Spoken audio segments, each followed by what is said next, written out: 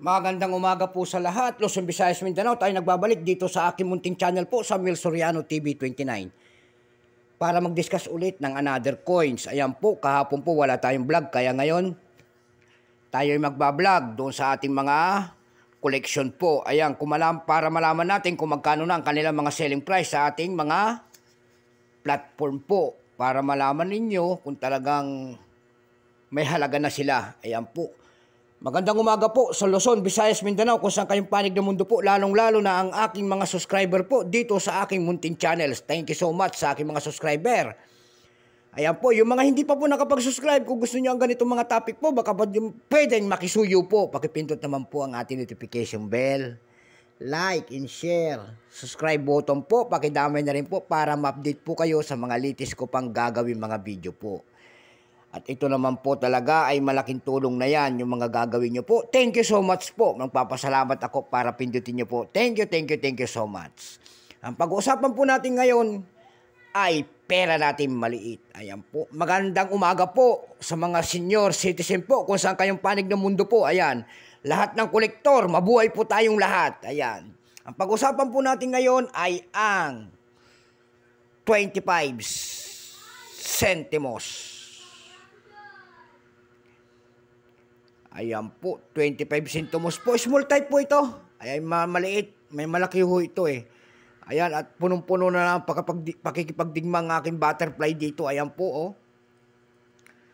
Makikita nyo po ang isang imahe ng isang lalaki. Ayan po, nakaharap po sa kaliwang bahagi po. Malapit sa kanyang baba po ang kanyang pangalan. Siya po ay si Juan Luna. Ayan. Small type po yan. Ayan. In the year 1993 po, palibot po sa kanyang ulo, nakatatag po ang Republika ng Pilipinas. Dito naman po sa kabila, makikita nyo po ang isang imahe ng isang butterfly po at saka 25 centimos. Kung tawagin niyan po, yan po ay Graphium idiodes. Yan. Dako tayo dun sa kanyang pagkakakilanlan. Issue, Philippines po, period, Republic, 1946, up-to-date po, type, standard circulation coins. Years, mula 1991 hanggang 1994, 4 na taon lamang po. Value, 25 centimos po, currency, piso, 1967, up-to-date po. Composition po nito ay brass.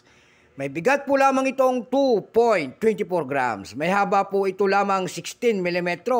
May kapal po itong 1.4 mm. Ang kanyang hugis, siyempre bilog.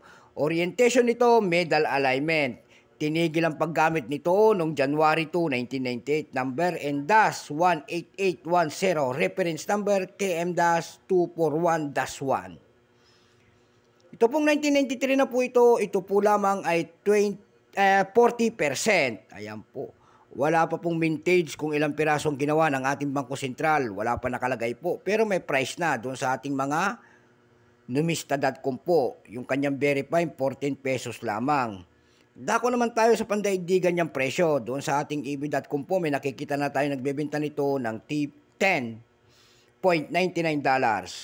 Doon naman po sa Carousel PH po, may nakita tayo nagbebenta nito, 480 pesos po, at saka isang 350 pesos. Ayan. Yun lamang po ang nakita natin presyo at napigana. At wala na. Wala tayong makita. Ayan po. So hanggang dito na lamang po. Luzon, Visayas, Mindanao. Kung saan kayong panig ng mundo po. Keep safe po sa lahat. Sana ipalubin tayo ng Panginoon sa araw-araw natin trabaho. And God bless.